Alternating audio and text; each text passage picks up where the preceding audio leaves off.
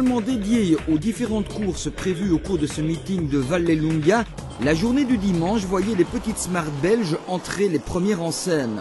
Et ceux qui sont devenus les principaux rivaux de se voir positionnés très différemment sur la première grille de départ, pole pour Benoît Wisnowski et dernière ligne pour Maiken Rasmussen. De quoi faire les affaires de la concurrence, Jérémy Arnhem en tête, lui qui partageait la première ligne avec Wisnowski. Le pilote Marie-L ne terminera pourtant que 5e, juste devant la 492 de Roland Platon et la 444 de Damien Verleyen, séparés à l'arrivée par moins d'une demi-seconde.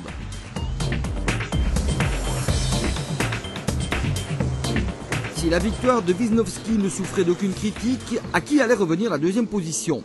Pour sa première course au volant d'une nouvelle Smart, Kevin Balthazar faisait illusion au moment, mais il finira par s'incliner face à la Smart 452 de la Danoise Rasmussen, qui après avoir remonté 1 à 1 ses adversaires, se faisait le scalp de Balthazar pour finir au deuxième rang.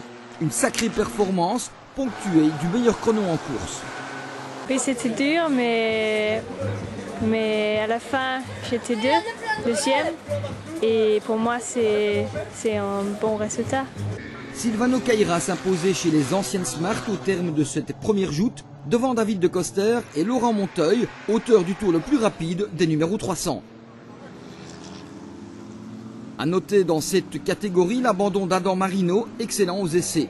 On ne le reverra plus du week-end, pas plus que de Coster, qui restait sur le carreau après cette première course.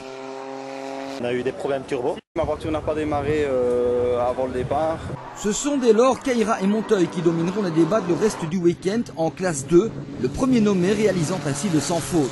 Sans faute aussi pour Balthazar qui clôturait son premier meeting avec la nouvelle Smart par 3 podiums. Une excellente entrée en matière. Lors des 2 dernières courses, il devançait Arnhem et sa jolie Smart Marie-L, ainsi que Dominique Grobleski, de plus en plus à l'aise.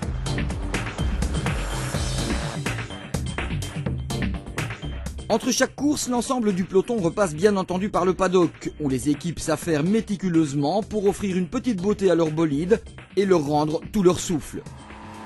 Sur la piste, la victoire restait indécise jusqu'au dernier moment, se partageant la première ligne pour les 2e et 3e courses, chacun à leur tour s'appropriant la pole. Rasmussen et Wisnowski s'apprêtaient à vivre des combats épiques. Comme de coutume, la deuxième manche était dominée par Wisnowski, avec toujours dans son sillage la blonde Maiken.